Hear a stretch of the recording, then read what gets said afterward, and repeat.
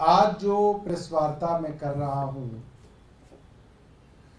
वो प्रेस वार्ता भारत देश के हर परिवार के हर सदस्य,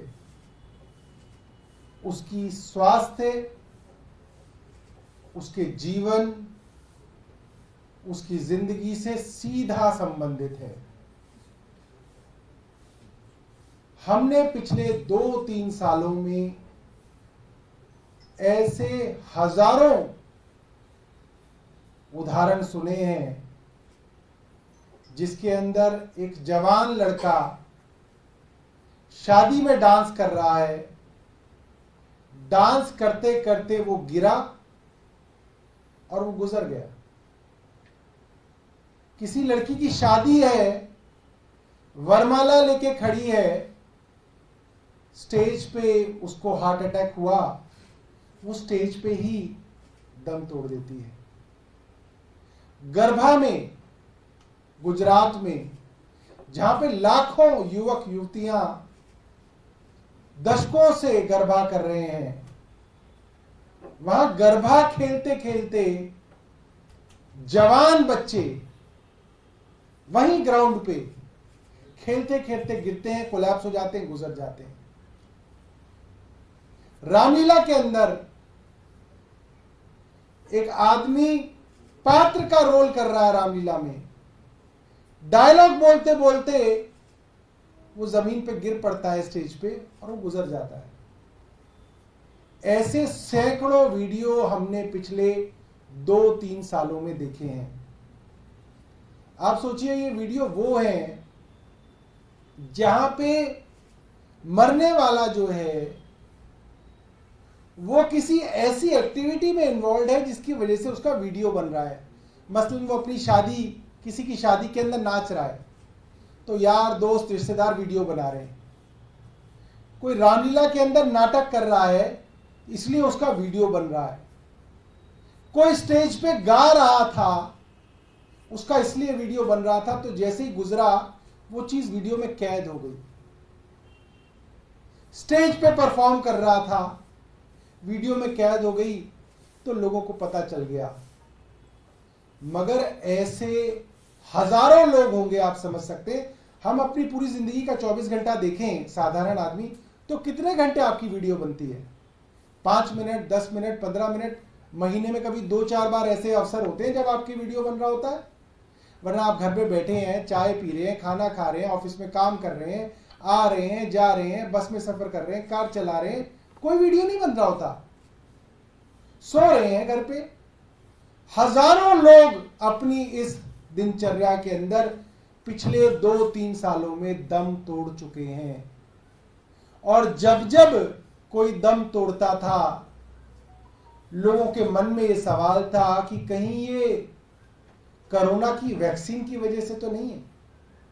आप गूगल करके देख लीजिए, सैकड़ों ऐसे आर्टिकल, न्यूज आर्टिकल आपको दिख जाएंगे जिसके अंदर बड़े बड़े चैनल्स ने, बड़े बड़े अखबारों ने इस विषय में स्टोरीज की हैं कि क्या sudden rise in heart attacks,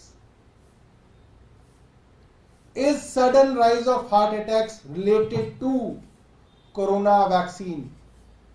ये सवाल सबके मन में है, ये चिंता सबके मन में है, क्योंकि सबके घर में लगभग सभी सदस्यों को कोरोना की वैक्सीन लगाई गई है। अब तक सिर्फ शक था, लोगों को सिर्फ चिंता थी। मगर आज मैं आपके सामने बताना चाहता हूं, यूनाइटेड किंगडम के एक कोर्ट में, यूके के एक कोर्ट में इस कंपनी एस्ट्राजेनेका के ऊपर क्लास सूट डाला गया, दीवानी दावा डाला गया। और छोटा मोटा नहीं, लगभग 1000 करोड़ का दावा इनके ऊपर डाला गया है। किन्होंने डाला है?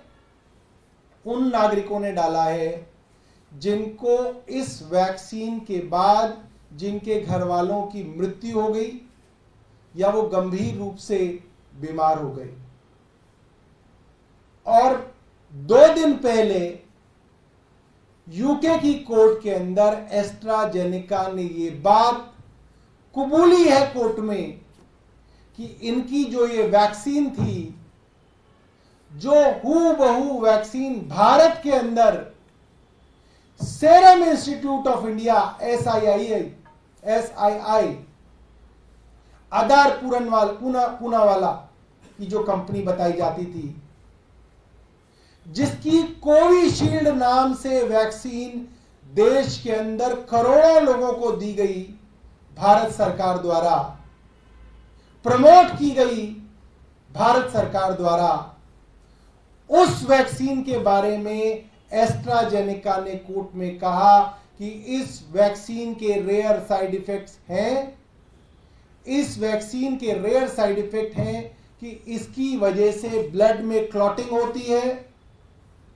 और प्लेटलेट काउंट कम होता है, जिसकी वजह से ब्रेन स्ट्रोक और हार्ट अटैक आ सकते हैं।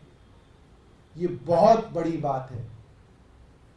इतनी बड़ी कंपनी का कबूलनामा कोर्ट के अंदर बड़ी चिंता खड़ी करता है। हमारे देश के करोड़ों नागरिकों के लिए, करोड़ों परिवारों में जवान लड़के लड़कियों के लिए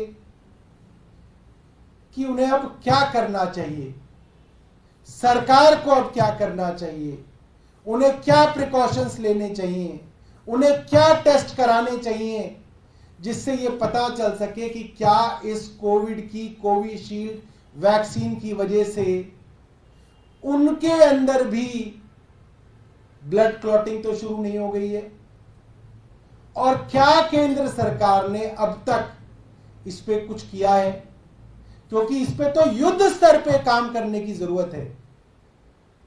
युद्ध स्तर पे केंद्र सरकार को एस्ट्राजेनेका से बात करनी पड़ेगी, साइंटिस्ट से, डॉक्टर से, कार्डियोलॉजिस्ट से बात करनी पड़ेगी, पता करना पड़ेगा कि कैसे वार्निंग साइंस हम अपने घर के बच्चों में देख सकते हैं, सिम्टम्स हम अपने घर के परिवार के बच्चों में 40 साल के, 50 साल के ब्रेड अर्नर्स के अंदर जो पूरे घर को चलाते हैं उनमें देख सकते हैं। क्या ब्लड के टेस्ट उनके कराए जाएं, कितने महीने बाद वो ब्लड टेस्ट रिपीट कराए जाएं, ताकि अगर किसी के ऊपर इस तरीके का साइड इफेक्ट आ रहा है तो उसकी जान बचाई जा सके। ये सरकार की जिम्मेदारी है। और मुझे उम्मीद थी कि 2 दिन में सरकार इसके ऊपर कोई ठोस कदम उठाएगी। परसों से एक खबर आई हुई है, हमने कल पूरे दिन इंतजार किया कि देखते हैं, इस मुद्दे के ऊपर राजनीति नहीं होनी चाहिए क्योंकि ये जान का मामला है, ये सीधा सीधा करोड़ों युवाओं की जान का मामला है। मगर जब सरकार इसके ऊपर सो गई, कोई हरकत सरकार की तरफ से नजर नहीं आई, तो हमें यह प्रेस वार्ता करके सरकार से पूछना पड़ रहा है कि सरकार बताइए इस विषय में अब आप क्या कर रहे हैं। इसके लिए एक वीडियो मैं आपको दिखाना चाहता हूं। ऐसे हजारों वीडियोस YouTube के ऊपर उपलब्ध हैं। एक चैनल का मैं एक वीडियो कंपाइलेशन दिखा रहा हूं, जिसके अंदर दिखाया है कि किस तरीके से अलग अलग इलाकों में भारत के इस तरीके के युवा, संदिग्ध तौर पे फिट दिखने वाले, स्वस्थ दिखने वाले युवा धड़ाम से वहां गिरते हैं, कोलैप्स होते हैं और मृत हो जाते हैं। लाइट बंद करके इस पर चलाइए।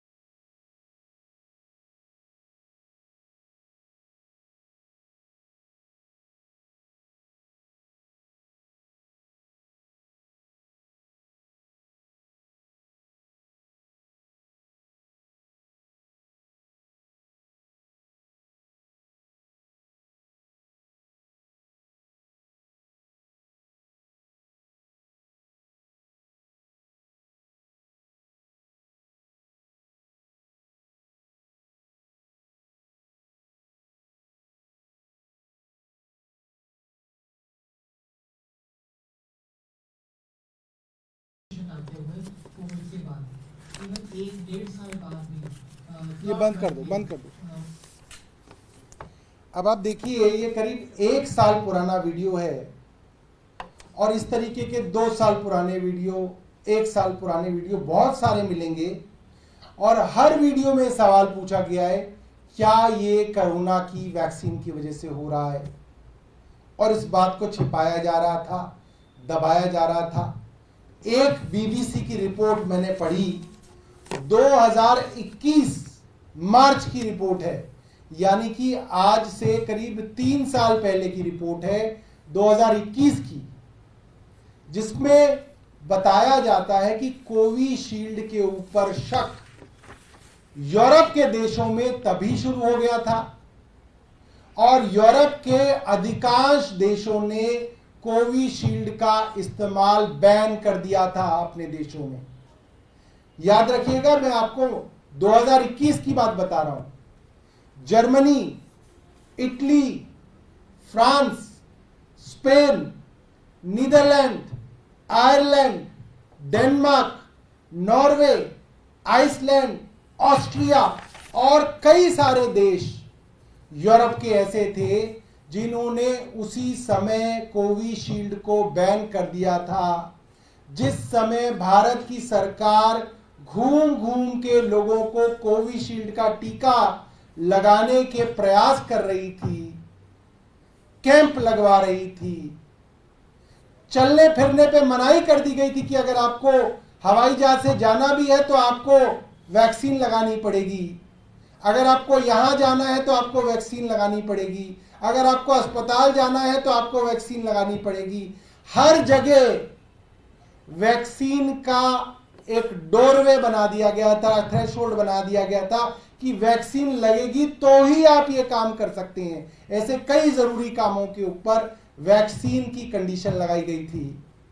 उस समय जिस समय यूरोप के बड़े बड़े देशों ने कोविशील्ड के इस्तेमाल को बैन कर दिया था, बड़े सवाल हैं भारत की केंद्र सरकार के सामने।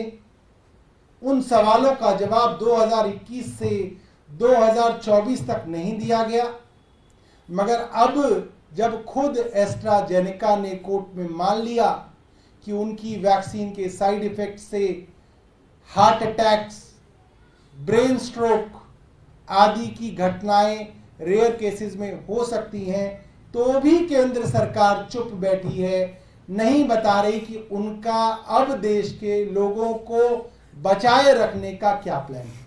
बहुत बहुत धन्यवाद। सर, इसमें आईसीएमआर ने 2023 में जब ये सवाल उठ रहे थे हार्ट अटैक, सडन डेथ्स को लेके, तो रिजेक्ट कर दिया था सारे क्लेम्स को कि नहीं, कोई रिलेशन नहीं है कोविड वैक्सीन से और ये ड्रिंकिंग हैबिट्स और एक्सेसिव एक्सरसाइज की वजह से डेथ्स हो सकती हैं।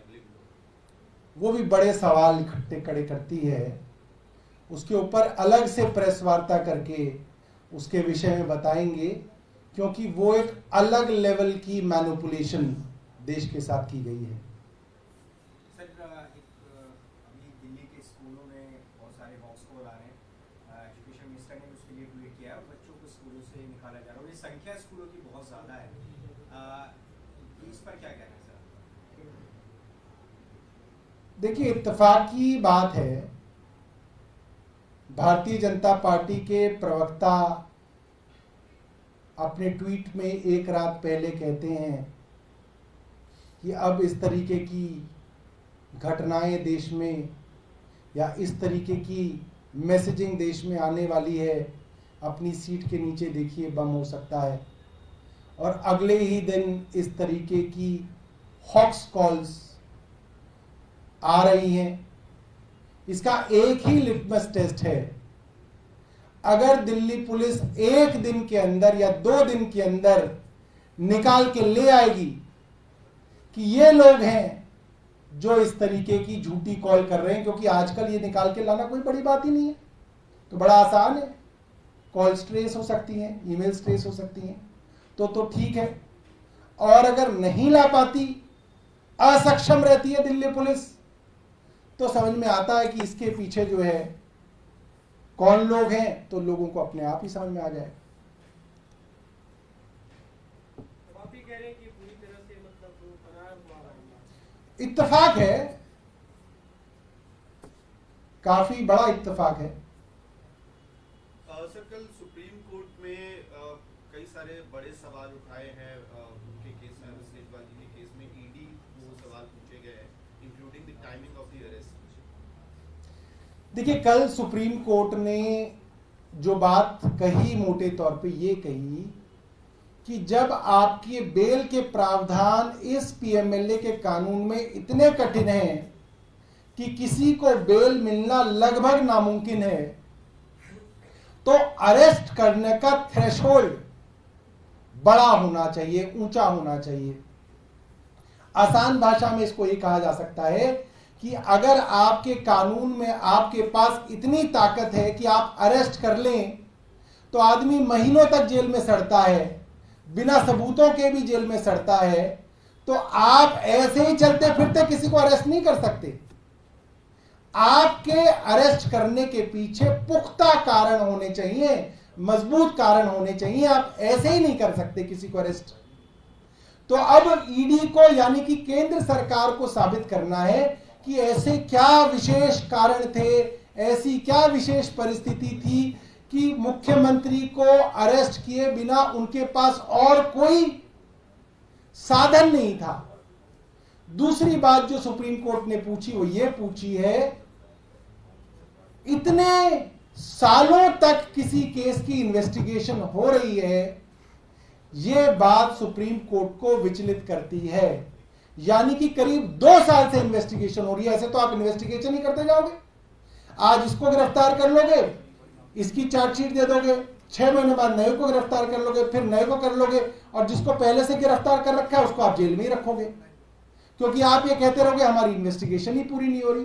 तो ये भी कोर्ट ने कहा है कि ये भी उनको विचलित करने वाला विषय है। और तीसरी बात कोर्ट ने कही है कि जो टाइमिंग है, जब आप पिछले 2 साल से एक केस की जांच कर रहे हैं, तो मॉडल कोड ऑफ कंडक्ट लगने के 5 दिन बाद एक नेशनल पार्टी के नेशनल कन्वीनर को और एक मुख्यमंत्री को अरेस्ट करना कितना सही है, इस पे भी कोर्ट चाहेगा कि ईडी बताए कि क्यों जरूरी था उनको इस समय पे अरेस्ट करना।